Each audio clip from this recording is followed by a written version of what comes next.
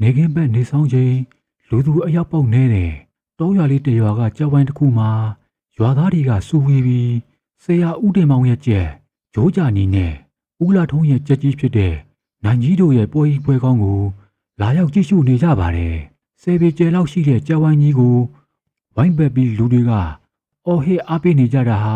ပွဲစစ်တမျှပါပဲ။ရွာတွေကလူပြိုကာလာသားဖြစ်တဲ့ကိုကျော်ကတော့သူ့တငယ်ချင်းဘိုးပြူနဲ့အတူနိုင်ကြီးဘက်ကနေပြီးပုံအောပြီးလောင်းထားတာမို့အသေးတန်ကိုအားပေးလို့နေပါတယ်။အခုချိန်မှာကြက်နဲ့ကောင်ကလည်းဖုန်တလောင်းလောင်းထအောင်ခုနေကြပြီဖြစ်ပါတယ်။ဘိုးပြူကတော့နိုင်ကြီးကတကယ်ကျမ်းတာကွာဒီပွဲတော့ငါတို့ကန်ကောင်းပြီးစူကြီးပေါက်ပြီးဟေ့ဘိုးပြူတယောက်ကတော့ပြုံးဖြည်းဖြည်းနဲ့ပြောလိုက်ပင်မဲ့ကျော်စွာကတော့ရင်တမတ်မနဲ့ရှူးတောင်ထွက်ချင်နေပြီဖြစ်ပါတယ်။ဘိုးပြူကတော့ဟဲ့ကောင်ကျော်စွာကြီးစမ်းမအောင်ကွာဟိုကောင်ဂျိုးကြနေနောက်ဆုံးနေပြီကွာဘိုးပြူကတော့အားရပါးရဆက်အောင်နေတော့ဆရာဦးတင်မောင်ဘက်ကလောင်းထားတဲ့ဦးမြကတော့ချစ်ချင်းပဲပြန်ပြောလိုက်ပါတယ်ဟဲ့ကောင်နေအောင်ကွာဂျိုးကြနေကအမျက်နှုံးကောင်းတာကွာတတိထားကြအချင်းကြီးပြောင်းသွားရင်မင်းတို့ခွက်လက်အောင်ရှုံးကုန်မယ်နော်ဂျိုးကြနေတားကြီးကန်လိုက်စမ်းပါကွာမျက်လုံးပေါက်အောင်ကန်ထဲလိုက်ကွာတစ်ဖက်ချက်ကြီးဖြစ်တဲ့ဂျိုးကြနေကအသာရသွားတော့ဟိုဘက်အုံစုကဟင်းငက်နဲ့အားပေးကြပါတယ်ကျော်စွာတယောက်ကတော့စိတ်လှုပ်ရှားလုံးလို့ပခုံးပေါ်မှာတင်ထားတဲ့ပစိုးစာဦးတောင်ချစ်ပါအောင်ဆုတ်ချလိုက်မိပါတယ်ကျော်စွာကတော့နောက်မဆုံးနဲ့လीကွာမင်းကလည်းပြန်ချစမ်းပါကွာလူငယ်လေးခမမတော့ကြက်တိုက်ကွဲနဲ့အညီကိုပါလိုက်ရိမ့်ပြီးလိုက်လိမ်နေမိပါတယ်အေးဒီလိုမှဘောကွာချထချစမ်းပါပိသက်တွေစူညံနေတော့ကြက်နှကောင်ကလည်းအသေးလက်ခွနေကြပါတယ်ဒါပေမဲ့တိတ်မကြပါဘူးဂျိုးကြနီခမမတော့ခေါင်းကိုနှစ်ချက်ဆက်တိုက်အခုတ်ခံလိုက်ရပြီးလှက်ပြေးထွက်သွားပါတော့တယ်ရှုံသွားပြီပေါ့ကျော်စွားတယောက်ကတော့ဘိုးဖြူပခုံးကိုဖက်ပြီးခုံပေါက်နေပါတော့တယ်ဟေးနာမီကွာနိုင်ကြီးကတကယ်ပဲကြမ်းတယ်ဟေးဒါဟာလွန်ခဲ့တဲ့ရက်တစ်ပတ်အတွင်းသူတို့ပထမဆုံးနိုင်မှုတဲ့နိုင်ပွဲလေးဖြစ်တယ်ဗျကျော်စွားကပတ်စံရလာတော့ဘိုးဖြူနဲ့တစ်ခွက်တစ်ဖလားသွားမော်မယ်ဆိုပြီးပြင်ဆင်လိုက်ပါတယ်ဒါပေမဲ့ကြက်ဝိုင်းကနေခြေလန်း2လမ်းလောက်ပဲလှမ်းလိုက်ရပါသေးတယ်ခြေလန်းတွေကရုတ်တရက်ရစ်တန်သွားခဲ့ပါတယ်ကျော်သွားတယောက်ဦးအာနဲ့သူ့ရဲ့လူမိုက်ဖွဲကိုတွေးလိုက်ရတော့ရင်နဲ့ထိန်းကနေဖြစ်သွားပြီးခြေပြားလက်ပြားတွေပါအိတ်ဆက်ကုန်ပါတယ်တေးပြီဆရာဒီတစ်ခါတော့ပြေးမလို့တော့ဘူးကွာဦးအာကတော့ဟဲ့ကောင်ဒီနေ့မင်းသားရွှေဦးထမ်းလာတယ်ဗောဦးအာကတော့ပြုံးဆဆနဲ့လှမ်းပြောရင်းရှေ့တို့လာပင်မဲ့သူ့ရဲ့မျက်လုံးတွေကတော့လူသက်ချင်းနေတဲ့မျက်လုံးမျိုးနဲ့ကြည့်နေတာဗျကျော်စွာကတော့ဟာနည်းနည်းပါအကူကြီးရဲ့ကျော်စွာခမရမှာတော့အတန်တွေတုံပြီးပြုံးလေးနဲ့ပြန်ပြေးရှာပါတယ်ခါတိုင်းလိုပဲ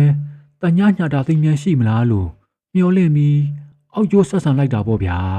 ဥအာကတော့နည်းနည်းဟုတ်လို့လားကွာမင်းအကြီးပေါက်လာတယ်လို့ငါရှိကိုတရင်ရောက်ပြီးသားဥအာကမျက်လုံးကိုမှင်းရင်းနဲ့ဆက်ပြောလိုက်ပါတယ်ပတ်စံရှိနေပြီပဲဘာလို့ငါအကျွေးကိုမဆက်သေးတာလဲကွာအာဟိုကလေကျွန်တော်ရတာနည်းနည်းလေးမှုပါဗျအရင်ကြီးလေးပြန်လုပ်ချင်လို့ပါဒီတက်ပိုရလာရင်တော့အကူကြီးကိုချက်ချင်းဆက်ပါမယ်ဗျာကျော်စွာကတော့အတန်တုံနဲ့ပြန်ဖြေလိုက်ပင်မဲ့ဥအာကတော့စကားမဆုံးခင်မှာပဲဖြောင်းကနေမြည်အောင်ဘားကိုရိုက်ချလိုက်တယ်ဗျပြန်ဆက်မယ်ဟုတ်လားကွမင်းကငါ့ကိုအချိန်ဆွဲနေတာ9လတောင်ရှိပြီခွေးကောင်မင်းနောက်ဘဝကြမှာဆက်မလို့လားဦးအာကဒေါသကြီးနဲ့အော်ဟစ်လိုက်ပြီးကျော်သွားရှိရပတ်စံတွေကိုအကုန်သိမ့်မို့သူ့တပည့်တွေကိုအမိန်ပေးလိုက်ပါတယ်ကျော်သွားခမညာပါသွားတဲ့ပတ်စံထုံးလေးကိုမျက်ရည်လဲလဲနဲ့ငဲကြီးနေုံကလွဲပြီးဘာမှမတတ်နိုင်ခဲ့ဘူးဗျကျော်သွားကတော့ဟာအကူကြီးအဲ့ဒါပါသွားရင်ကျွန်တော်ကဘာနဲ့စားရမှာလဲဗျတနာပါဦးဗျာ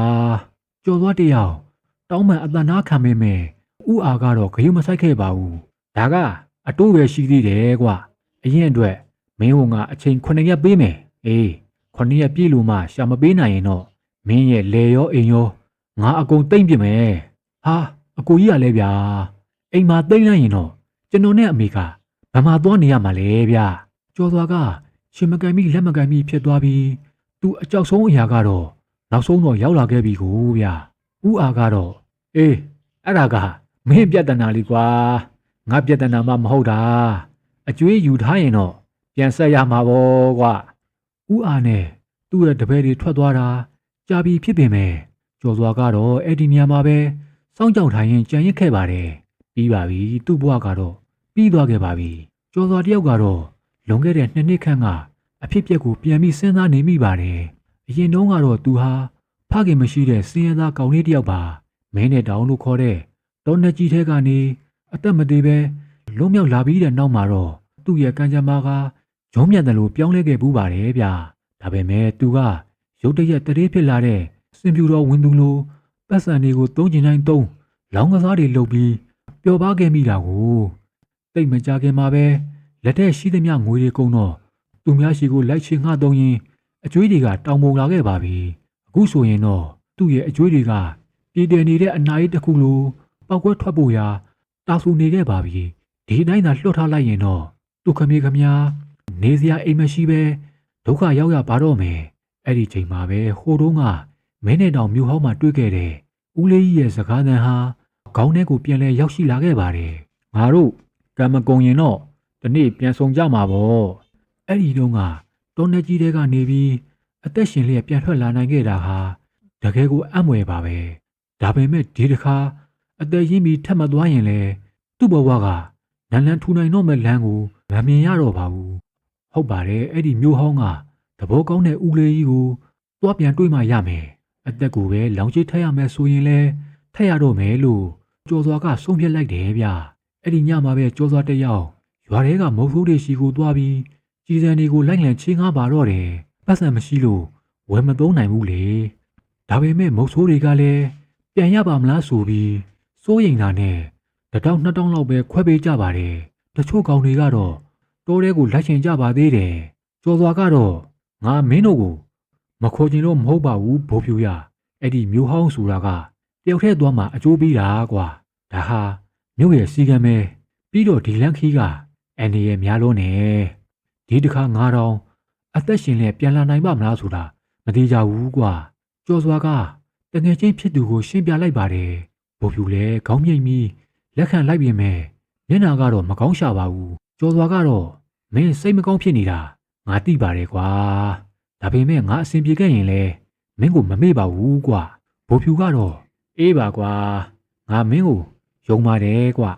ဘိုးဖြူကပြုံးပြလိုက်တော့ကျော်စွာကစိတ်သက်သာရသွားပါတယ်တခြားရွာသားတွေကတော့အတင်းလိုက်မဲ့လုံနေလို့သူကခီးထွက်မဲ့ရက်နဲ့အချိန်ကိုလိန်ပြောခဲ့ရပါတယ်ကြည်စံနည်းနည်းပါးပါးရပြီးတော့အဆောင်လက်ဖွဲ့နဲ့ပိတ်သေးဆန်တွေကိုရဖို့ဆရာကြီးဦးဖိုးလာရဲ့အိမ်ကိုတွားလိုက်ပါတယ်ဆရာကြီးရဲ့အိမ်ကိုရောက်တော့သူမရှိပဲ18နှစ်အရွယ်အမျိုးသမီးလေးမတ်မာလာနဲ့တွေ့လာခဲ့ပါတယ်မတ်မာလာကတော့အကိုကြီးအဖေရှိကပစ္စည်းတွေလာယူတာလားမတ်မာလာကရင်းရင်းနှီးနှီးမေးလိုက်ပါတယ်ဟုတ်တယ်ညီမလေးဒါဆိုရင်သမီးပဲယူပေးလိုက်မယ်လေအကိုကြီးကဘာတွေလိုချင်လို့လဲမတ်မာလာလဲဖျားခန်းထဲကိုခဏဝင်သွားပြီးမကြခင်မှာပဲသူ့လိုချင်တဲ့ပရိတ်တဲ့ဆန်နဲ့လက်ဖက်ကွင်းတကွင်းကိုယူလာပေးခဲ့လိုက်ပါတယ်ကျော်စွာလဲကျေးဇူးတင်စကားဆိုပြီးခရီးအတွက်လိုအပ်တာတွေပြင်ဆင်ဖို့အိမ်ကိုတုတ်ချေတင်ပြီးပြန်လာခဲ့ပါတော့တယ်အိမ်ရှိကွက်ပြစ်မှာတော့ခြေပြစ်လက်ပြစ်ထိုင်နေတဲ့ကုမှုရာလေးကတော့လူငယ်ထွက်သွားတာကိုငေးကြည့်ရင်တပြင်းချလိုက်ပါတယ်ကုမှုရာလေးကတော့ဟာဦးလေးကြီးတော့ပြဿနာတက်တော့မှာပဲနောက်တနေ့မနက်မိုးမလင်းခင်အမောက်ရိတ်ထဲမှာပဲအမေကိုကြော်ပြီးကျော်စွာကခရီးထွက်လာခဲ့ပါတယ်ရွာပြင်ကိုအာယုံမတက်ခင်ရောက်ဖို့မြောက်ဘက်ကိုဦးတည်ပြီးထွက်လာခဲ့ပါတယ်ကျော်စွာရဲ့စိတ်ထဲမှာတော့ဖယားလမ်းမှာဘသူနဲ့မှမတိုးပါစေနဲ့ဗျာသူစူတောင်းနေပေမဲ့တစ်ချိန်ထဲမှာပဲသူ့ရဲ့အိမ်နဲ့ပေအနှဲငယ်လောက်ဝေးတဲ့ခြုံပုတ်တစ်ခုမှာတော့လူ3ယောက်ကမနေ့4နာရီတည်းကချောင်းကြည့်နေကြပါတယ်သူတို့မှာတော့ကျော်ပေါ်အိတ်တွေလက်နက်တွေကိုစီနဲ့ပေါ့နေမြင့်လာတဲ့ချိန်မှာတော့ကျော်စွာတယောက်တောင်ညိုတောဆက်စီကိုရောက်လာခဲ့ပါတယ်နောက်ကဘလူးမလိုက်မလာဘူးဆိုပြီးစိတ်အေးသွားတာပေါ့ဒါပေမဲ့တောင်ကုန်းပေါ်ကိုရောက်လို့နောက်ကိုလှည့်ကြည့်လိုက်တဲ့ခါမှာတော့ဘိုးဖြူတို့အဖွဲ့ကနောက်ကနေပြီးတကောက်ကောက်ပါအောင်လိုက်လာတာကိုတွေးလိုက်ရတယ်ဗျာကျော်စွာကတော့ဟာဘိုးဖြူမင်းငါ့ကိုလိန်နေတာပဲကွကျော်စွာကအချိန်မဆွဲတော့ပဲခြေလမ်းတွေကိုတွတ်တွတ်လျှောက်လိုက်ပါတယ်ဒီကောင်တွေကိုမျက်ခြေပြတ်ဖို့ကြံမဖြစ်တော်မယ်မဟုတ်ရင်မဲနဲ့တောင်မျိုးဟောင်းရှိကိုတွားမဲ့ကိစ္စကပျက်စီးသွားလိမ့်မယ်ကျော်စွာကတော့ဒီလိုဆိုရင်တော့ ကိုယ့်ဘက်သွားမှဖြစ်တော့မယ်ကျော်သွားတယောက်စုံပြက်ချက်ချလိုက်ပြီးလမ်းကြောင်းပြောင်းကတိုးမိတ်ဘက်ကိုဥတီပြီးထွက်လာခဲ့လိုက်တယ်ဗျခီးလန်းကဝေးပြီးအန်ရဲ့များပင်မဲ့နောက်ကလူတွေလိုက်လာတဲ့စာရင်တော့တော်ပါသေးတယ်ညနေဆောင်တဲ့အထိနောက်ကလိုက်လာတဲ့အရိပ်ရောင်မတွေ့ရတော့ကျော်သွားတယောက်ဒီလမ်းကိုယူလိုက်တာမှန်တယ်လို့တွေးလိုက်မိပါတယ်လမ်းတစ်လျှောက်လုံးလဲတတိထားတဲ့နေရာတွေမှာခြေရာတွေကိုဖျောက်ဖျက်ပြီးလာခဲ့တာဟုတ်ဗျတိုးမဲကြီးတဲကပထမဆုံးညမှာကျော်သွားတယောက်အချင်းနေမဟန်နာကြောင့်တစ်ပင်ပေါ်မှာဆင်ကိုတက်နိုင်တဲ့မြမြင့်မြင့်ထိုးပြီးအိပ်ဖို့ပြင်ဆင်လိုက်တယ်ဗျဒီတော်ကြီးကထူးထူးခြားခြားကိုတိတ်ဆိတ်လုံးပြီးခြောက်ချားစရာကောင်းနေပါတယ်ပြည့်အော်တန်လေးတော့မကြားရဘူးဗျလူအော်တန်လိုစူးရှားရှားအတန်မျိုးကိုပဲကြားနေရပါတယ်ဒါပေမဲ့လူမဟုတ်မှန်းတော့သူသိတာပေါ့မုတ်ဆိုးအိုကြီးတွေအမြဲပြောဘူးတာရှိပါတယ်တိုးမဲကြီးဆိုတာကတရဲတက်စီတွေပေါ်တဲ့တော်တဲ့အန်ရတွေပရလောကသားတွေပြည့်နှက်နေတာဘူးမဖြစ်မနေကိစ္စရှိရင်ဘယ်မုတ်ဆိုးမှဒီထဲကိုမလာချင်ကြပါဘူးကျော်စော်ကားတော့တနက်ကိုပိုက်ပြီးအိတ်ငိုက်လိုက်နိုးလိုက်ဖြစ်နေတော့တကောင်ရံလောက်မှာသူ့စင်အောက်မှာလူချေတန်းကိုကြားလိုက်ရပါတယ်ကျော်စော်ကမျက်လုံးကိုကလပ်ပြီးကြီးလိုက်တဲ့အခါမှာတော့အမောင်ထဲမှာအရိပ်မဲမဲတစ်ခုကိုတွေးလိုက်ရပါတယ်အဲ့ဒီအရိပ်ကတစ်ပင်ထဲကနေပြီးလမ်းလျှောက်ထွက်လာတော့မှမိမလာလေးတယောက်ဖြစ်နေတာကိုတွေးလိုက်ရတယ်ဗျသပင်ရှိကြီးကတင်မလောက်ထိဖားလာချထားပြီးကိုလုံးကိုပေါက်ကလည်းဗကြီးကားတွေကနတ်သမီးလေးထွက်လာတဲ့အတိုင်းပဲဗျလာရအောင်မှမြင်လိုက်ရတဲ့မျက်နှာလေးကတော့ဝင်းပါပြီးဆွဲဆောင်မှုရှိနေပါတယ်ကြီးလို့ကောင်းလုံးလို့ကြော်စွာတယောက်ကတော့မိန်မောသွားမတက်ပဲဗျဒါပေမဲ့ချစ်ချင်းပဲအသီးစိတ်ကပြန်ဝင်လာခဲ့ပါတယ်ဒီလိုတောကြီးထဲမှာဒီလောက်လှတဲ့မိတ်ကလေးကဘယ်နေရာကနေရောက်လာမှလဲဒီလိုကြောက်စရာကောင်းတဲ့တုံးနှကြီးထဲမှာဒီလောက်လှတဲ့မိန်းမတယောက်ရှိနေတာမဖြစ်နိုင်ဘူးဆိုပြီးကျော်စွာတယောက်ကတော့ဓမီနဲ့ထိုးကြည့်လိုက်ပါတယ်ဟိုမိမ့်မလာလေးကတော့မီးအောင်ဆူးလို့မကြင်မနှက်နဲ့မျက်နှာကိုလက်နဲ့ကာပြီးမော့ကြည့်လိုက်ပါတယ်အဲ့ဒီခါကျတော့မှခုနကလှပတဲ့မျက်နှာမဟုတ်တော့ပဲရုပ်ဆိုးအကြီးကျယ်နဲ့အဖွားကြီးတစ်ခုဖြစ်နေတာကိုတွေ့လိုက်ရတယ်ဗျဗန်ဆက်ကရဲရဲတောက်နေပြီးအဆွဲတွေကလည်းငေါထွက်နေတာဗျဖွားကြီးကတော့ဟဲ့တငယ်လေးအဖွားနဲ့အတူအိတ်ချင်လို့လားအဖွားကရှယ်မိုက်တယ်နော်ဖုတ်ကောင်အဖွားကြီးကပြုံးဖြည်းဖြည်းလှုပ်ပြီးပြောလိုက်တယ်လို့သူ့ရဲ့ရှားအရှိကြီးကိုထုတ်ပြီးနှာခမ်းကိုတက်လိုက်တာမွေးတကောင်လိုပဲဗျကျော်စွာတယောက်ကတော့တကူလုံးကြက်တီးမွေးကြီးနေထကုန်ပါတယ်ဘာကိုရှယ်မိုက်ရမှာလဲဒီအဖွားကြီးသူ့ကိုစမလို့ကြံနေတာသိကြပြီကျော်စွာကတော့ဟေးအဖွားကြီးကျုပ်ကိုလာမရှုပ်ပါနဲ့သွားတရားရှိတာကိုသွားပါကျော်စွာကပြန်ပြောလိုက်ပါတယ်အဖွားကြီးကတော့ပါဇက်ကြမ်းလိုက်တာငါကဒီလောက်လှနေတာကိုမင်းဆင်းမလာရင်တော့ငါအပေါ်တက်လာမှာနော်ကဲတက်ချင်ရင်လဲဒီပရိတ်ဆန်လေးကိုအရင်မြည်လိုက်အောင်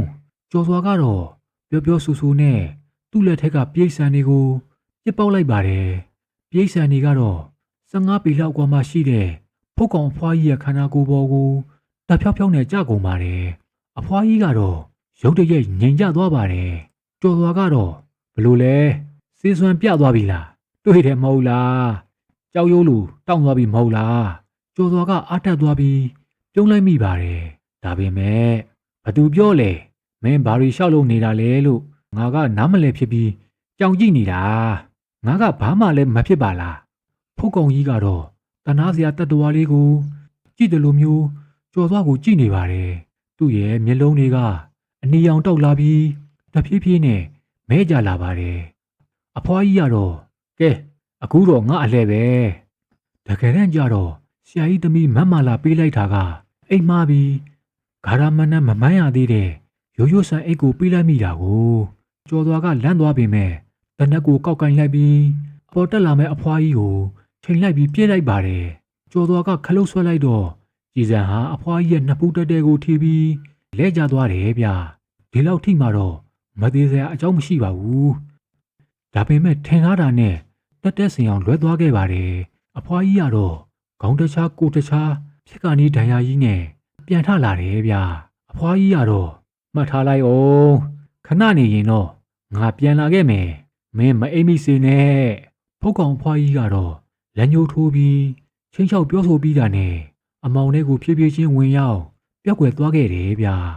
တကယ်ပြန်လာမလားမလာဘူးဆိုတာမသိပေမဲ့ကျော်သွားခမရမှာတော့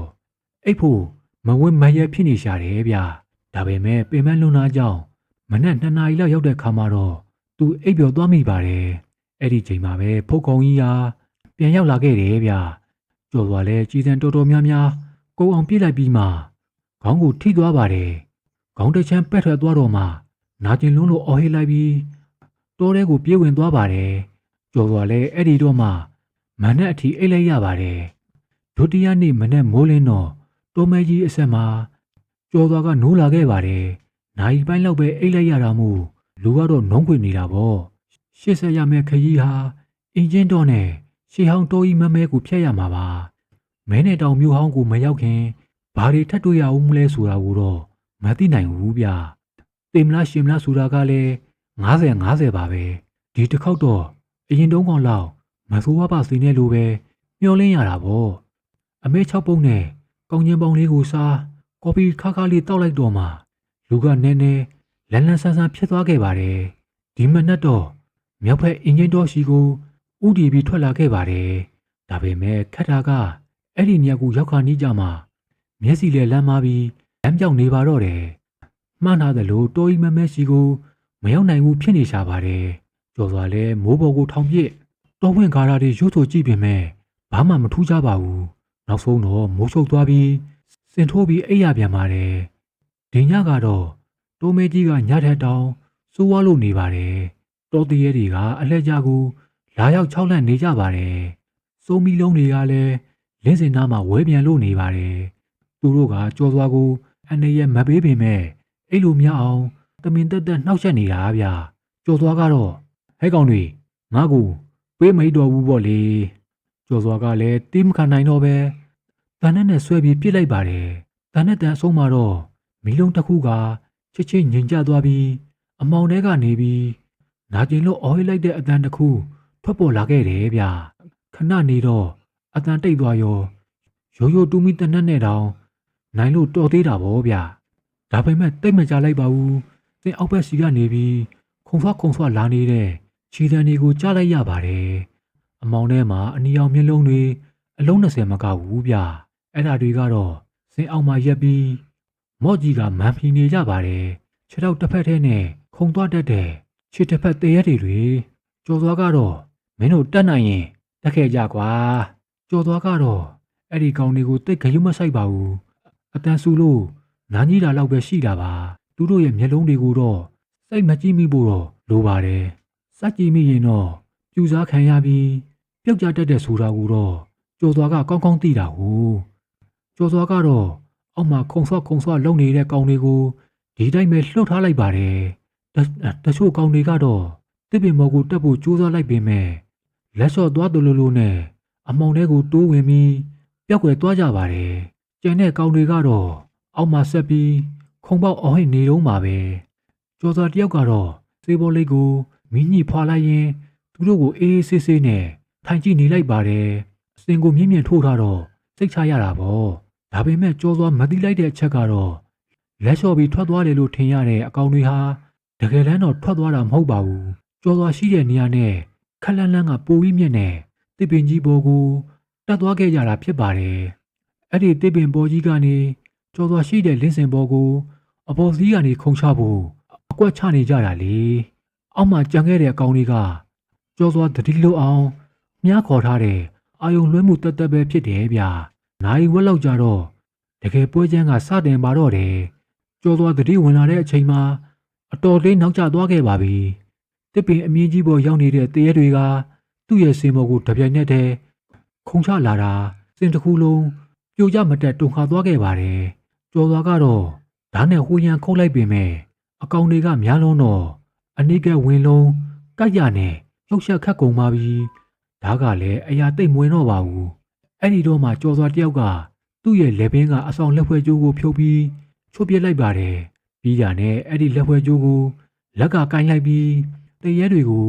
ကျိန်နဲ့ရိုက်တယ်လို့ရမ်းပစ်လိုက်ပါတော့တယ်အဆောင်လက်ဖွဲ့ရဲ့တကူအရှိန်ကြောင့်ထိမိတဲ့အကောင်တွေအကုန်လုံးဟာမင်းနဲ့အတော့ခံရတယ်လို့ပူလောင်ပြီးအော်ဟစ်ကုန်ကြပါတယ်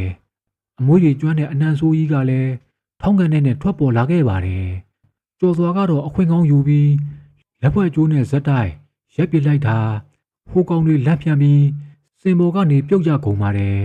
တချို့ကောင်တွေဆိုရင်လည်းမိဟတ်တယ်လို့မျိုးမဲတူသွားကြပါတယ်ကျော်စွာတယောက်ကတော့တောချကောင်တွေလက်ကနေပြီးတီတီလေးနဲ့လွတ်မြောက်ခဲ့ပြန်ပါတယ်ဒါပေမဲ့သူ့ရဲ့တကူလုံးမှာတော့သွေးတန်ရဲရဲနဲ့ပေါ့ဗျာဒဏ်ရာတွေကများလုံးတော့ပိုးဝင်မလားဆိုပြီးစိုးရိမ်နေရပါတယ်တိုးထဲမှာလည်းရက်ကြကြနေရအောင်မှဆိုတော့တေမင်းကသူ့ကိုလက်ရက်ခေါ်နေလိုပါပဲကျော်စွာတယောက်ကတော့မိုးလင်းကာနီးအထိအခြေအနေတွေကိုစောင့်ကြည့်ပြီးဟိုကောင်တွေပြန်မလာတော့ဘူးလို့တေချာမှခါလေးဆန့်ပြီးတော့မှိလိုက်ပါတယ်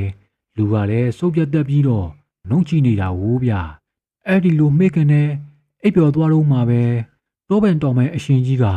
သူ့ကိုတနာလို့လားစိတ်ပြက်လို့လားတော့မသိဘူးဗျအိမ်မက်လာမေးပါတယ်ကျော်သွားလမ်းပြောင်းနေရတာဟာຫນွယ်ဆုံးလို့ခေါ်တဲ့ຫນွယ်ရှင်ကိုကြော်တက်နေခဲ့မိလို့တဲ့ဒါကြောင့်ဝင်လာတဲ့လမ်းကိုပြန်လျှောက်အဲ့ဒီຫນွယ်ပင်ကိုရှာပြီးတစ်ဖက်ကိုလှန်လိုက်မှဒီအစီရင်ပြက်မယ်လို့ပြောပါတယ်အဲ့ဒါပြီးရင်တော့အရှိမြောက်ရက်ကိုဥတီပြီးသွားအဲ့ဒီလမ်းတိုင်းသွားရင်တီဟောင်းတစ်တော်ကြီးကိုရောက်လိမ့်မယ်လို့လမ်းညွှန်ပေးခဲ့ပါတယ်ဒီတော်ကြီးမဲမဲဟာမဲနဲ့တောင်မြို့ဟောင်းတည်ရှိတဲ့နေရာပေါ့မြို့ဟောင်းသားတွေနဲ့ပြန်ဆောင်ခွင့်ရမရဆိုတာကတော့ကန်တရားနဲ့ရေစက်ပေါ်မှာပဲမူတည်ပါတော့တယ်တောပိုင်တောင်ပိုင်ကတော့ဒါပေမဲ့တခုတော့ရှိတယ်ငါမင်းကိုကူညီခဲ့တဲ့အတွက်မင်းဘက်ကနေပြီးဂတိတခုတော့ပေးမှရမယ်မင်းဟာယူသားဖြောင်းမတ်တဲ့သူဖြစ်ရမယ်မူသားစကားမပြောရဘူးဘသူ့ကိုမှတစ္ဆာမဖောက်ပြရဘူးမင်းလုံနိုင်ပါမလားဒီတစ်ခါမှာတော့ကျော်စွာကဟုတ်ကဲ့ကျွန်တော်ဂတိပေးပါတယ်ကျော်စွာပြန်နှိုးလာတဲ့ချိန်မှာတော့နေတောင်အတော်မြင့်နေပြီဖြစ်ပါတယ်ညကအဖြစ်ပြက်ကြောင်တကူလုံးကခွေးအုပ်ကိုက်လိုက်သလိုနာကျင်ကြိုက်ခဲနေပေမဲ့အိမ်မက်ထက်ကမှားချချက်ကိုတော့သူကကောင်းကောင်းမှတ်မိနေတော့မှဖြစ်ပါတယ်စိတ်တက်မကြပဲတောပိုင်မှားတဲ့အတိုင်းလိုက်ရှာလိုက်တာຫນွယ်ဆုံးပင်ကိုတွေ့သွားခဲ့ပါတယ်အဲ့ဒီຫນွယ်ပင်ကိုတစ်ဖက်လှမ်းလိုက်ပြီးညွန်ပြတဲ့လမ်းတိုင်းလိုက်လာခဲ့တာနောက်ဆုံးမှာတော့ရှီဟောင်းတော်ကြီးမြဲမြဲကိုရောက်ရှိလာခဲ့ပါတယ်လမ်းမှာတွေ့လို့ကောက်လာတဲ့မြစ်အိတ်ကလေးကိုငုံကြည့်ရင်ကျော်စွာကတော့မျောလင်းချက်တွေပြေဝနေခဲ့ပါတယ်ဒီတခါမြို့ဟောင်းကိုရောက်လို့ကတော့ဒီမြစ်တွေကိုရွှေနဲ့လက်ပစ်လိုက်မယ်ဒါဆိုရင်တော့အရင်လိုပြန်ပြီးသူတထေးဖြစ်ပြီပေါ့တော်ကြီးမြတ်မြတ်ဆိုတဲ့အတိုင်းပဲတစ်ပင်တွေကစိုးပြေအုပ်ဆိုင်နေပြီးထင်းယူပင်လေးလည်းပေါ်များလို့နေပါတယ်ထူးခြားတာကတော့ကြားပါတတ္တဝါတွေကိုလည်းတွေ့နေရပါတယ်တိတ်မဝေးတဲ့နေရာကိုရှောက်သွားလိုက်တော့ကြောက်စစ်ပန်းဆွဲတွေနဲ့လှပနေတဲ့ဂူပဝတ်တစ်ခုကိုတွေ့လိုက်ရပါတယ်ဒါကအရင်ကသူရောက်ခဲ့မှုတဲ့မဲနဲ့တောင်မြို့ဟောင်းရှိကိုတွားမယ်မျက်လက်တကားပေါက်ပဲဖြစ်ပါတယ်ကျော်စွာကတော့တိုးဝင်မေပဲချက်ချင်းတိုးဝင်လိုက်ပါတယ်ကျော်စွာကတော့ကံကောင်းပြီဟေ့နတ်တွေကတော့ငါဘက်ပါပြီဟေ့ကျော်စွာတွေးနေတော့မှပဲအချိန်အတော်ကြာလမ်းလျှောက်လာလိုက်တာသူတခါကရောက်ခဲ့ဘူးတဲ့မဲနဲ့တောင်မြို့ဟောင်းတောဆက်ကိုဖောက်ထွက်ရောက်ရှိလာပါတော့တယ်တောပိုင်းကတော့တိတ်မထူထပ်ပင်မဲ့ပေါင်းရောက်နေတဲ့အပင်တွေကတော့ထူးထူးဆန်းဆန်းတွေကြီးပါပဲတောကောင်တွေဆိုတာလဲအများကြီးပါပဲလူတွေကိုလည်းမကြောက်ကြပါဘူးသမီးနေဆိုရင်တော့သူ့ရဲ့မလန့်မကန်းအကွာဝေးကနေပြီးဖျက်လျှောက်သွားကြပါတယ်တခြားတောမှာဆိုရင်တော့ကျော်သာတယောက်ဟင်းသားရပြီဆိုပြီးပြစ်ထဲလိုက်မှာပါဒါပေမဲ့ဒီနေရာမှာတော့မျိုးဟောင်းသားတွေစိတ်ညှိုးညင်ပါဆိုးလို့အမဲမလိုက်ပဲတတ္တဝါတွေကိုဒီတိုင်းလွှတ်ထားလိုက်ပါတယ်ဒါပေမဲ့ထူးဆန်းတာကကျော်စွာတယောက်ညနေဆောင်တဲ့အထိတော်တဲ့လှက်ပတ်သွားလာနေပေမဲ့အရင်ခါကလိုမျိုးရွာခံလူသားတယောက်ကိုမှအရေးရောင်တော့မတွေးရဘူးဗျကျော်သွားရဲ့စိတ်ထဲမှာတော့ဟောက်ဒီနေရာကအရင်လိုမဟုတ်တော့ဘူးလားမသိဘူးမဖြစ်နိုင်ပါဘူးဟိုဦးလေးကြီးကပြောဘူးပါတယ်ရေစက်ပါရင်ဒီနေ့ပြန်ဆောင်ရမယ်ဆိုပြီးဒါမှမဟုတ်ငါမှကံမပါတော့လို့မြန်လားကျော်သွားတယောက်ခေါင်းထဲမှာအတွေးမျိုးမျိုးဝင်လာပြီးစိတ်ဓွိဟာဖြစ်နေရပါတယ်နောက်ဆုံးတော့ဒီညအတွက်စခန်းချဖို့ပြင်ဆင်လိုက်ပါတယ်ကံကောင်းရင်တော့ညဘက်မှာအစာလာတောင်းကြံတောင်းပါဖို့ဆိုပြီးမျောလင်းချက်ထားမိတာကိုမိုးမချုပ်ခင်ကတည်းကမီးမွေးပြီးသမင်းဟင်းတွေချက်ပြုတ်ပြင်ဆင်ထားလိုက်ပါတယ်ဒါပေမဲ့အရာအလုံးကတော့တိတ်ဆိတ်ငြိမ်သက်လို့နေပါတယ်ဘယ်သူမှပေါ်မလာခဲ့ပါဘူးတနာရီချတစ်ခါလောက်တော့ကြားနေရတဲ့တော်ခွေးတန်တွေကြားဟိန်းတန်တွေနဲ့စင်အော်တန်တွေကြောင့် ရင်တမမဖြစ်နေရပါတယ်ဒီညတော့ကြော်စွားတယောက်တစ်ပင်ပေါ်မတက်နိုင်တော့ပဲမြေပြင်မှာပဲအိတ်ဆက်ဖို့ဆုံးဖြတ်လိုက်ပါတယ်လူကလည်းအတော်လေးနှုံးခွေနေပြီလေမင်းညကရထားတဲ့ဒဏ်ရာတွေကလည်းရောင်ကိုင်းပြီးကိုလုံးကနာကျင်ကြက်ခဲလို့နေပါတယ်ဒါပေမဲ့အန်ကျိတ်ပြီးညနေတဲ့အထိထိုင်ဆောက်နေမိပါတယ်ဦးလေးကြီးလာရင်မတွေးလိုက်မှဆိုးလို့လေဒါပေမဲ့ဘာမှထူးခြားမလားပဲအမောင်တုနဲ့ဝဒိုဝါတာလေးပဲရှိပါတော့တယ်နောက်ဆုံးတော့ကြော်သွားကစိတ်ပြက်လက်ပြက်နဲ့လှည့်ချလိုက်ပါတယ်သူကြိုးစားခဲ့သမျှအကြီးအနီးဖြစ်တော့မလားပဲတစ်ချိန်တည်းမှာပဲမဲနေတောင်ရွာတဲကတနေရာမှာတော့အဖိုးအိုတယောက်ကဆက်လီတောင်းရင်ကောင်းကင်ကလာမင်းကြီးကိုမော့ကြည့်လို့နေပါတယ်သူကတော့ကြော်သွားရောက်လာတာကိုအစကတည်းကတိနေပုံပါပဲဒီလိုဒုက္ခရောက်နေတဲ့အခြေအနေကိုကြည့်ပြီးအဖိုးအိုတယောက်ကတနာကင်းနာတက်မိပေမဲ့ဝင်ကူညီဖို့တော့စိတ်ကူးမရှိပါဘူးဘာလို့လဲဆိုတော့အရင်တခါကူညီတော့ကဒီလူငယ်ဟာကိုကောင်းအောင်မနေခဲ့ဘူးလေအဖိုးအိုကတော့ငါမင်းကိုဘဝတည်တစ်ခုပေးခဲ့ပြီးပြီကွာမင်းကသာတန်ဖိုးမထားပဲဖြစ်စီပစ်ခဲ့တာအမောင်တို့တွေကိုငေးရင်တယောက်တည်းညီးထွားလိုက်ပါတယ်အချိန်တွေကုန်လွန်သွားလိုက်တာခရီးထွက်လာတာ၄ရက်မြောက်နေ့အကျွေးဆက်ဖို့၃ရက်ပဲလိုတော့တဲ့နေ့ကိုရောက်ရှိခဲ့ပြီဖြစ်ပါတယ်ကြောသားတယောက်နိုးလာတဲ့အချိန်မှာတော့သူ့ရဲ့အခြေအနေဟာတော်တော်လေးဆိုးဝါးလို့နေခဲ့ပါပြီဒဏ်ရာတော်တော်များများဟာရောင်ကိုင်းပြီးပြေးတယ်နေတယ်လို့အစိတ်တက်ပြီးတကူလုံးကမေးခဲလို့ပူချစ်လို့နေပါတယ်ဒါပေမဲ့ကြောသားတယောက်ကတော့အန်ကျိတ်ပြီးထားလိုက်ပါတယ်အားရှိအောင်စံပြုံးအုပ်တယ်မဲနဲ့တောင်မျိုးဟောင်းကလူတွေကိုဆက်ရှာမှဖြစ်မယ်လေဒါကမှသူ့ရဲ့ဘဝအကြက်တဲကနေလွတ်မြောက်ဖို့တခုတည်းသောမျှော်လင့်ချက်မဟုတ်လားကြောသားတယောက်ကတော့တောထဲမှာရိုင်းနေနဲ့လမ်းလျှောက်သွားပြီးတဘောကောင်းတဲ့ဦးလေးကိုအော်ဟစ်ရှာဖွေနေပါတော့တယ်ဒါပေမဲ့လူအရေးရောင်တောင်မတွေ့ရပါဘူးအချိန်တွေကုန်လာတာနဲ့အမျှမျောလင်းချက်ရောင်ကြီးကမိမ့်မိန်ဖြောတော့လာသလိုအဖျားကလည်းပုံမူပြင်းထန်လို့လာပါတယ်ကြော်သွားကတော့ငါဒီမဲနယ်တော်ရဲမှာပဲတေးရတော့မယ်ထင်ပါရဲ့ကြော်သွားကစိတ်လျှော့ပြီးတစ်ပင်ချေရင်းမှာထိုင်ချလိုက်ပါတယ်ပါလာတဲ့အဖျားဖြောက်စစ်နှလုံးကိုတောက်ပြီးအိပ်ပျော်သွားလိုက်တာည9နာရီလောက်ရောက်မှလမ်းဖြန်ပြီးနိုးလာခဲ့ပါတယ်ပတ်ဝန်းကျင်တစ်ခုလုံးကတော့မှောင်မဲပြီးကြောက်စရာကောင်းနေပါတယ်ကံမကောင်းရင်တော့တောကောင်တွေဆွဲစားတာကိုခံရနိုင်ပါတယ်ကျော်သွားကလမ်းပြန်ပြီးသူ့ဘေးမှာမီးဖို့နှစ်ဖို့ကိုအမြန်မွေးလိုက်ပါတယ်အဖျားကနည်းနည်းတက်တာတယ်လို့ရှိပေမဲ့လုံးဝပျောက်သွားတာတော့မဟုတ်ပါဘူးကျော်သွားကတော့ဒီအချိန်ဆိုရင်ငါအမေဘလို့နေရှာမလဲခြံတဲ့အိမ်အသိမ်းခံရမယ့်ကိစ္စကိုတွေးပြီးငါ့ကိုစိတ်ပူနေမှာပဲဒါဒီအားလုံးကတော့ငါကြောင့်ဖြစ်ရတာအမေရဲ့တာတောင်းပန်ပါတယ်ဗျာမဲနဲ့တောင်ချေရွာတဲကအိမ်လေးတိမ်ထဲမှာတော့အဖိုးအိုကစလေတောင်ရဲ့အမောင်တို့ကိုငေးကြည့်လို့နေပါတယ်အမောင်ထဲမှာသူ့အာယုံနဲ့နေရာဒေသမတူတဲ့သားမိနှစ်ယောက်တလုံးကိုဗျိုင်းတူမြင်အောင်လိုက်ပါတယ်အမေအိုကြီးကတော့တောကရောက်နေတဲ့မျက်နှာနဲ့သူ့ရဲ့နွမ်းနယ်နေတဲ့ခန္ဓာကိုယ်ကိုအာပြူပြီးဖျားစင်ရှိမှတားပြစ်သူဘေးကင်းဖို့နဲ့ရီမန်းချက်တွေအောင်မြင်ဖို့စူတောင်းလို့နေရှာပါတယ်အမေကြီးရဲ့မျက်ဝန်းကတော့ဝမ်းနဲ့ပူဆွေးမှုနဲ့တောကမီးကိုအဖိုးအိုကမြင်နေရတယ်လို့မြေကြီးပေါ်မှာအဖျက်တက်ပြီးတုံရင်နေတဲ့လူငယ်လေးကိုလည်းမြင်နေရပါတယ်ကျော်စောရဲ့ဒဏ်ရာတွေဟာရောင်ကိုင်းလိုနေပြီးပြေတွေတက်နေပါပြီပေါင်ကြံကအကျိတ်တွေကလည်းကြီးလာတာမို့ခြေနေဟာအနာပိုးဝင်ပြီးအစိတ်တက်နေပြီဆိုတာကိုပြနေပါတယ်အချိန်မီမကူတရင်တော့ဒီလူငယ်လေးဟာတေရတော်မှာဖြစ်ပါတယ်အဖိုးအိုကတော့နှစ်ယောက်စလုံးကိုခဏကြာအောင်စောင့်ကြည့်ရင်းတပြင်းချေကြီးကိုချလိုက်ပါတယ်ဟောမင်းအမေမျက်နှာကိုထောက်ထားပြီးဒီတခါတော့ငါမင်းကိုကူညီပေးလိုက်မယ်ကွာခြေတံတစ်ခုကတဖြည်းဖြည်းနီးကပ်လာတာကိုတတိထားမိလိုက်တဲ့ကြော်စွာဟာတာရဲတရိษံဒါမှမဟုတ်တော်တရဲလိုထင်ပြီး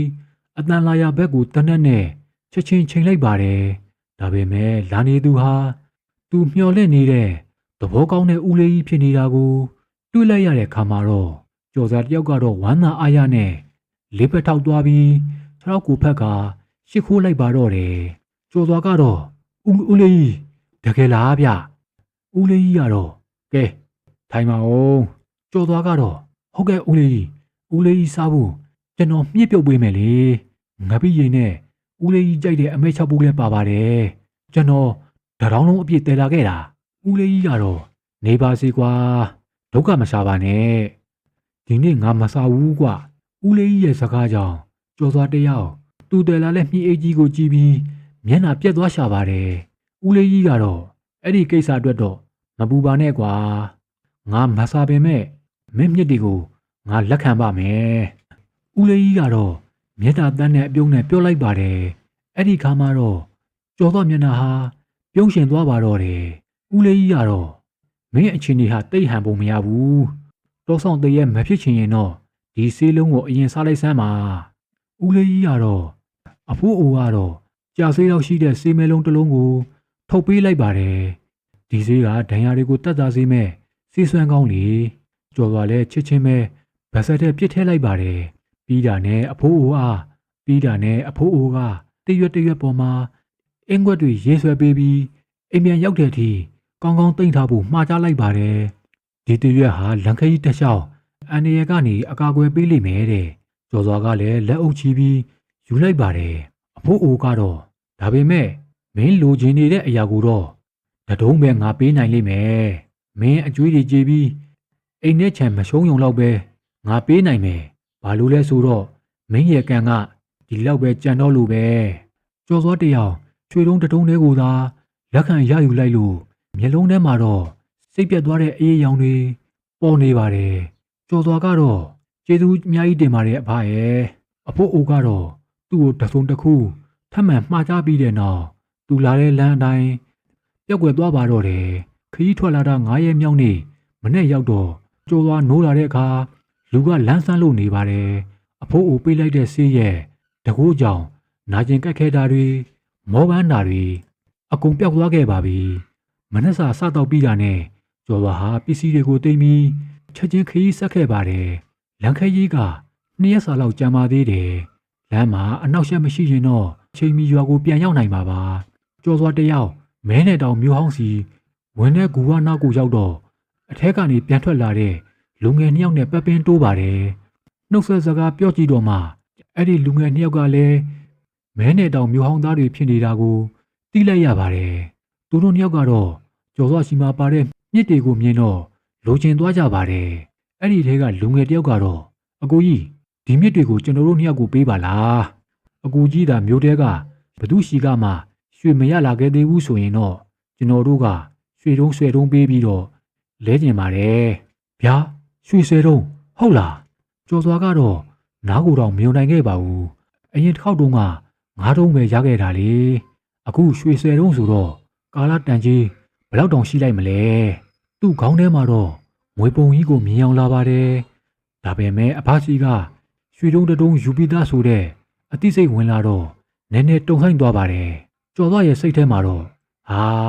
ဒီကောင်လေးတွေနဲ့စောစောစီစီတွေ့ခဲ့ရင်ကောင်းသားပဲဒါပေမဲ့အခုကမြို့ပြင်ကိုရောက်နေပြီပဲထက်ယူလိုက်ရင်လဲပြဿနာမရှိတော့ပါဘူးလေကျော်သွားရဲ့ခေါင်းထဲမှာတော့အမြန်စဉ်းစားပြီးတာနဲ့ချက်ချင်းပဲသဘောတူလိုက်ပါတယ်ကျော်စွာကမြင့်အိတ်ကိုပေးလိုက်တယ်လို့ဟိုလူငယ်2ယောက်ကလည်းရွှေတုံး10တုံးကိုပေးလိုက်ပါတယ်လူငယ်တယောက်ကတော့ဒါနဲ့ကိုကြီးစီကန်းတွေကိုတီးတယ်မဟုတ်လားရွှေတွေကိုလွယ်အိတ်ထဲထည့်ပြီးရင်လမ်းမှာတော့လုံးဝဖွင့်မကြည့်ရဘူးနော်သိပါတယ်ညီလေးတို့ဟာဒါဆိုရင်သွားတော့မယ်နော်ဆိုပြီးလူငယ်2ယောက်ကတော့ပြုံးဆဆမျက်နှာပေးနဲ့ထွက်ခွာသွားခဲ့ကြပါတယ်ကျော်စာတယောက်ကတော့အိမ်အပြန်လမ်းတစ်လျှောက်လုံးလွယ်အိတ်ထဲကရွှေ17တုံးအကြောင်းကိုပဲတွေးပူလာပါတယ်သူစိတ်ပူတာကဟိုလူငယ်တွေနဲ့တွေ့ခဲ့တဲ့ဘူကနေရာဟာမဲနဲ့တောင်မျိုးဟောင်းရဲ့နယ်နမိတ်ထဲမှာပါနေသလားဆိုတာပါပဲတကယ်ဆိုအဲ့ဒီလူငယ်တွေစီကရွှေမယူခင်ဘူကနဲ့ဝေးရကိုနည်းနည်းလေးလျှောက်လာခဲ့တင်တာပါအဲ့ဒါဆိုရင်တော့ပိုပြီးစိတ်ချရမှာလေစိုးရင်စိတ်များလွန်းလို့ဖွင့်ကြည့်ခြင်းစိတ်တွေတဖွာဖွာပေါ်လာနေပေမဲ့မနေအောင်ဤလာခဲ့ရပါတယ်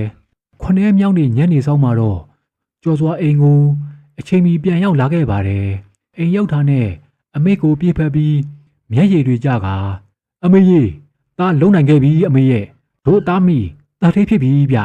ကျော်သွားကအိမ်ပေါ်တက်ပြီးတကားတွေဗရင်ပေါက်တွေကိုအကုန်လုံးလုံအောင်ပိတ်လိုက်ပါတယ်အစင်သစ်ဖြစ်ပြီးဆိုမှအမေနဲ့အတူတူလွယ်အိတ်ကိုဖွင့်ကြည့်လိုက်ပါတယ်ဒါပေမဲ့အထက်ကပစ္စည်းတွေကိုမြင်လိုက်ရတဲ့အခါမှာတော့ကျော်သွားကမျက်လုံးပြူပြီးအံ့ဩထိတ်လန့်သွားရပါတယ်သူ့လက်နဲ့ကိုယ်တိုင်ထက်ခဲ့တဲ့ရွှေတုံးတွေဟာအခုတော့အသုံးမဝင်နဲ့ကြောက်တုံးကြောက်ခဲတွေဖြစ်လို့နေပါတယ်ကျော်သွားကတော့ဒါဘာတွေဖြစ်တာလဲကျော်သွားဟာလွယ်အိတ်ကိုမှောက်ချလိုက်ပေမဲ့ကြောက်ခဲတွေပဲထွက်လာခဲ့ပါတယ်ကျော်သွားကတော့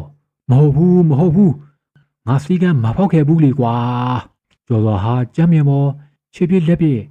လဲကျသွားခဲ့ပါတယ်အမေဖြစ်သူကလည်းစိတ်ပြက်ဝမ်းနည်းစွာနဲ့ကြည်နေရှာပါတယ်တိတ်မကြပါဘူးကျော်သွားရဲ့ရင်ကိုပိုကွဲစေမဲ့အတန်ဆိုးကြီးကထွက်ပေါ်လာပါတယ်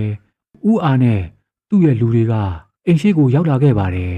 ဥအာကတော့ဟဲ့အောင်ကျော်သွားပတ်စံရပြီလားဟေ့ထွက်ခဲ့စမ်းလာစကားပြောကြမယ်နောက်ဆုံးတော့ဥအာကသူ့ရဲ့အိမ်နဲ့ခြံကိုတိမ်သွားခဲ့ပါတယ်ကျော်သွားတို့တားမီကတော့ရွာပြင်တော်စက်နားမှာတဲအိမ်လေးကိုထိုးပြီးဘဝသစ်ကိုပြန်စားခဲ့ကြရပါတယ်ကျော်သွားတယောက်ကတော့အမေရဲ့ခြေထောက်ကိုဖက်ပြီးဖြစ်ပျက်ခဲ့သမျှအရာအလုံးတွေတောင်းပန်ကြော့လိုက်ပါတယ်နောက်လောင်းကစားတွေမလုပ်တော့ပါဘူးလူသစ်စိတ်သစ်နဲ့စူးစမ်းလုပ်ကင်စားတော့ပါမယ်လို့ဂရီပေးလိုက်ပါတယ်မဲနဲ့တောင်းမြို့ဟောင်းကအဖိုးကြီးပေးလိုက်တဲ့မျိုးသားရင်ဘာမှမရဘူးဆိုတဲ့သင်ခန်းစာကိုတော့တည်တဲ့အထိလိုင်းနာကြံုံသွားပြီးဘဝတက်လန်းရှာဖို့ဆုံးဖြတ်လိုက်ပါတော့တယ်ခမညာအခုဆိုရင်တော့ဇလန်းလေးကပြီးဆုံးသွားခဲ့ပြီဖြစ်ပါတယ်အဆုံးထိနားဆင်ပေးခဲ့ကြတဲ့အတွက်အားလုံးကိုကျေးဇူးတင်ပါတယ်ခမညာကျွန်တော်တို့ရဲ့ channel လေးကိုလည်း like and subscribe လုပ်ပြီးဘေးနားက notification bell လေးကိုလည်းနှိပ်ထားပေးခဲ့ကြဖို့မေတ္တာရက်ခံတောင်းဆိုချင်ပါတယ်ခမညာအားလုံးပဲဘေးရန်ကင်းကွာကျမ်းမာချမ်းသာကြပါစေခမညာ